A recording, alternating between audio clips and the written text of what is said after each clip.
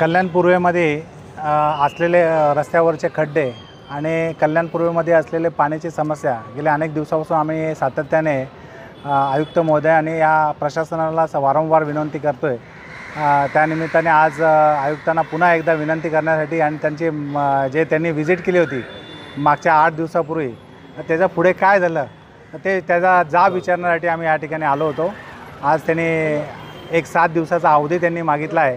येणाऱ्या 7 दिवसामध्ये त्यांनी पूर्ण कल्याण पूर्वेचे असलेले रस्ते कोल्ड मिक्स असेल किंवा टेक्निकली ज्या जे विषय असतील त्या हिशोबाने ते रस्ते पूर्ण करण्याचं त्यांनी आश्वासन या ठिकाणी दिलेले आहे।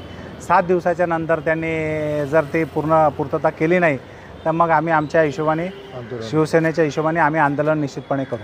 हात जोडले आता हात जोडून विनंती केली आता आम्ही हात जोडून विनंती केली होती